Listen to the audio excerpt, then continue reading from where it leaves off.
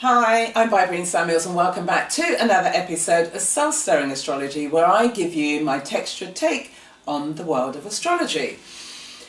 In a couple of days' time, we have a fantastic, powerful, on steroids, new moon in Aries. That means that the moon and the sun are conjunct at 15 degrees of Aries.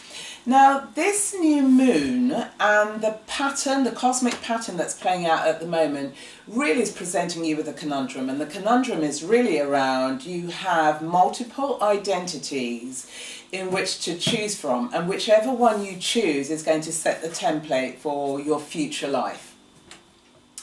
So let's kick off. We have Jupiter. Jupiter is at home. Jupiter is in Sagittarius, and Jupiter, with this cosmic layer, is actually in the ninth house. So it's in the sign it rules, and it's in the house it resides in. So it's in the ninth house. So here there is this abundance of wisdom. It's like you're kind of surveying the whole landscape, and the landscape is the world.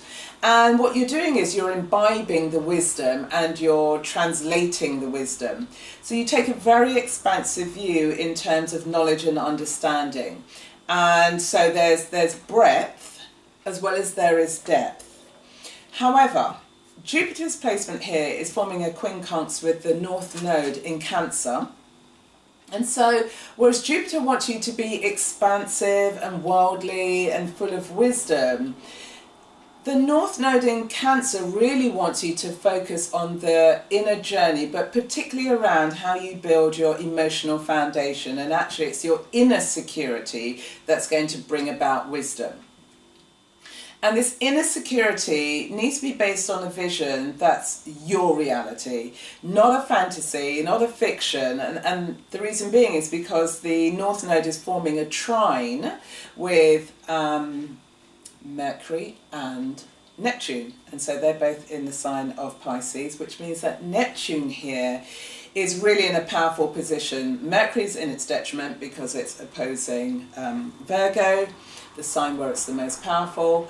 But Neptune is at home here, and although there is a trine going on between the North Node and these two planets, there is also the potential for the susceptibility to get into fantasy land. And so it's about the consciousness of you knowing that the North Node is pulling you towards building your inner foundation. What also might thwart you is the opposition that it's forming with Pluto, the South Node, and Saturn, all in Saturn's territory, meaning Capricorn. So here you've got Pluto, which is about deep transformation and regeneration and rebirthing away from conventional structures. You've got Saturn there, and Saturn is really about retaining those conventional structures and really wanting to be recognized for the gravitas that has been built up over so many lifetimes because of this conjunction with the South Node. But actually this is potentially keeping you trapped. It could be quite an uninspiring position to lead your life from. So recently this rapper Nipsey, Hussle, was murdered over the weekend. So I didn't know very much about Nipsey Hussle, but I've seen lots of memes and quotes from him. And there was a quote that he said, you know, if you're not inspired by the world around you and you remain within it, then you have created a prison for yourself.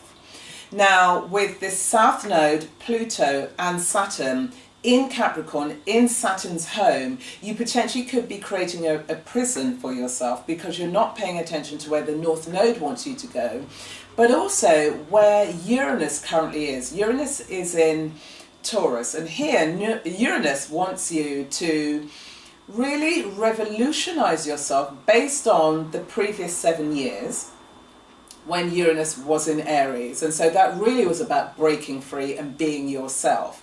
Now that Uranus is in Taurus, it is about building a new foundation, building up your identity in a very practical way. Now, Uranus's placement here is being reflected because a year ago, when the new moon was moving through Aries, the sun was actually conjuncting Uranus. And what we're seeing echoed here is that we are going through the new moon in Aries. And although it's in Aries and Uranus is in Taurus, there's an echoing of you needed to have broken free of the conventions that were trapping you in your old life. And this new moon is a kindly reminder of what you need to be doing, because your worlds have separated. The last new moon was in Pisces, which was the completion of a cycle. This new moon is about the opening, the initiation of your new life. So if you're doing things or retaining attributes, ways of being, relationships, power positions that really have moved past their sell-by date.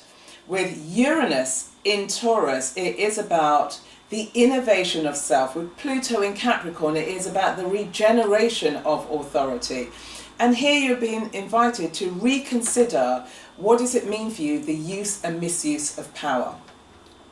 It's also been echoed again because you've got Chiron in Aries and it's at 0 degrees, whereas Uranus is in Taurus at 1 degree. Now you've got the choice again here. Are you going to be the victor or the victim? With Chiron, you could be slipping back into that old pattern of being the victim, which is then echoed with this sense of power struggles. You know, it could be around the use or misuse of power, which means that there's an alignment with your past life.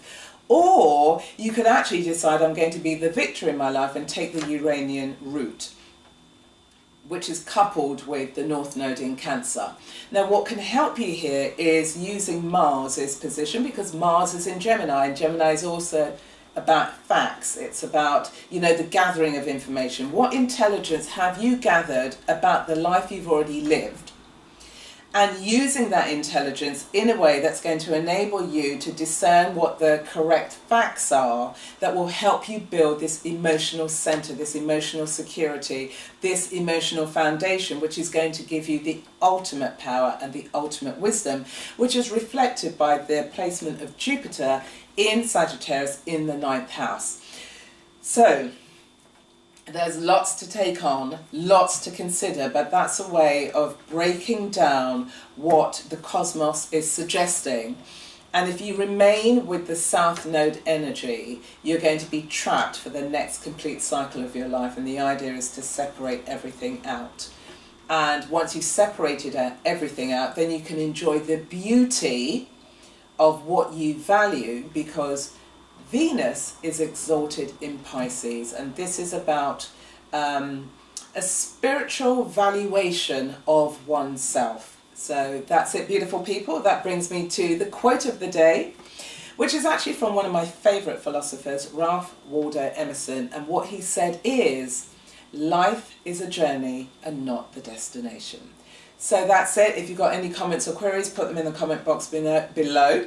You know I love to connect with you. Feel free to share this with everybody in your network. You can like and subscribe to my channel. And if you'd like a personal consultation with me, get in touch, bybreensamuels@googlemail.com. Take care, and I'll see you on the next episode. Bye.